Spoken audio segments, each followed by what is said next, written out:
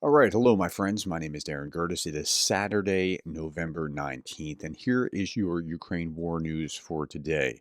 So there are 1,650 Russians off the battlefield. If that number's high, it should sound high to you. That is the eighth highest. If I have my facts correctly, it is the eighth highest rate of casualties since the war began. Now, the highest rates have all been in November or October, except for the third highest, which was in May 13th of 2024. But yeah, eighth highest, 1650. 8 tanks, 28 armored fighting vehicles, 28 artillery systems, 69 vehicles and fuel tanks. It's to the point on the battlefield that Andrew Perpetua has posted this. I have a massive backlog of 1,944 items to work through, of which 483 are vehicles. It will take me a long time to catch up. This is why no loss lists have come out recently. This was a week from heck, record-shattering output in videos and video clips in several days in a row, and it has been several days in a row. This last week particularly was the height of it. I think it was November 14th was the biggest casualty rate day. That was 1,950, and that was with November 11th and 13th back to back of that at 1,770. So this is a significant week for casualties. The Russians just keep pushing. Now, because they keep pushing, I'm going to talk about the battlefield briefly, but I'm also going to reach out for some outside help. Perpetua also said one video with 113, and that's like the skulls are assigned for dead Russians or whatever. That's that sort of thing. One video. So, okay. Now, turning our attention to UAVs and missile strikes and that sort of thing. Look at the numbers today. It's really impressive. 53 out of 83 shaheds are shot down, and 30 are lost to electronic warfare. So 53 and 30 is 83. So everything knocked down. So I don't have these terrible pictures to show you today of a building, half on fire or collapsed, or, some family that is no longer intact because of the atrocities.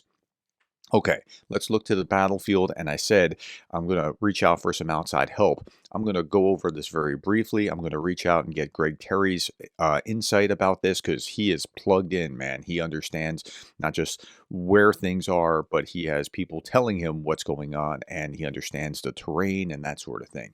So look for that video a little bit later. Russian forces suffer high losses near strategic Terny in Donetsk Oblast due to poor training and logistical challenges, while Ukraine exploits superior fire control from elevated positions. So again, elevated positions, that geography fits into what's going on as well. A Russian says that the level of security provided by their Ministry of Defense is so poor that soldiers are forced to loot and take equipment from wounded comrades in order to survive. Now, I suppose that does happen in war sometimes, but if this is an ongoing, if this is a feature, not a bug, that's problematic. Okay, Ukrainian forces recently advanced in Kursk Oblast near Kharkov.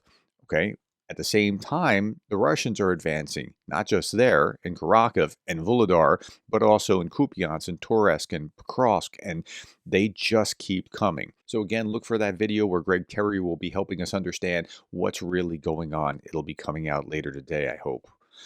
After initially managing to create a breakthrough on the outskirts of Kupiansk, it's now geolocated and confirmed that Russians did not yet enter the city itself, but are maneuvering on the northern outskirts several times today without success, and that's according to Noel reports.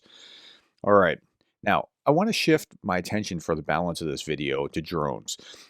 I just happen to be fascinated by drones. I think drones are the one of the most effective means of fighting, prosecuting the war, and they've just been heavily used, and all sides are using them. And North Korea just started to begin the process of mass production of kamikaze drones.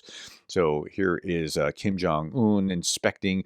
Actually, the way they described it is he was supervising this. Sure, he was. Like, he's just there for a photo op, but North Korea is in the business now. Now, that's smart for the Russians. If North Koreans are producing it, the Russians don't have to. They can buy it probably cheaper than they could produce it themselves, and they have, they free up their own manpower. But the Chinese are also now implicated in sending Russian weapons, particularly drones, to combat zones. Like that's something. Okay, so for the first time, China sent weapons to use against Ukraine. They are combat drones. The EU is now preparing sanctions against China. This is a very bad place for China to be. They don't want to dampen their relations, their trade with the West, while they simultaneously want to support Russia. The Russian FPV drone unsuccessfully attempted to shoot down a Ukrainian Mi-24 helicopter. Now, I'm not going to show the video here, but that would be impressive if a drone could knock down a helicopter. That would be really, really impressive.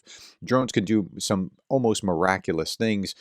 You've seen footage of this. I'm going to show 3 seconds of this because you're not going to see an impact. A Russian BM-21 Grad rocket systems are suffering from Ukrainian drones. 3 seconds. One, two, three. Look at that. Look what that drone is about to hit.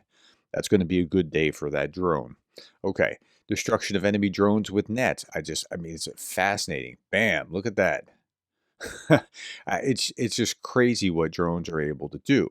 And then we have all kinds of other drones, not even just aerial drones, but drones on the ground. So here, look at this. Okay, any movement may prompt shelling, so they send in drones like the cockroach, which can lay mines or destroy enemy positions. I've seen drones scurry out in front of a tank, drop a mine, and blow the tank. It's crazy. If a sapper runs into a tripwire, it can result in injury or death. So you don't want to do that. You want to send out a drone to go do this. These ground drones can carry heavier loads. A flying drone is unfit for some missions. So they're great at doing these kinds of things, to like creating the new battlefield conditions with with this technology. Okay. Now, the other day I was showing you this where the head of a studios, Mossville Studios, is boasting to Putin how he handed over these tanks that they were stored. And so Anton Gerashenko said he already mentioned this Mossville clip, and it features this equipment from the Strict Masculine Life in the 1977. But if you watch all the way to the end, these tanks get in the water. I was like, whoa, tanks in the water? Hold on, wait for it. These are the tanks. Uh-oh. These are the tanks that are being sent to Putin. Okay, just thought you'd find that fascinating. Okay, last little bit. Warrior and his four-legged comrade wish you a productive weekend. But this warrior and his comrade, well, this guy's just coming back home and his dog is seeing him for the first time in a long, long time. And he's going, wait a minute, you're who I think you are. That's right. Couldn't be happier to see him jumping out of his skin to see this guy. All right, all right, my friends, that's all that I have for this morning. Thank you for your time. Thank you for the likes and the shares and the subscribes for joining me on B-Sky. I appreciate that. Thank you for being the kind of person that cares about Ukraine.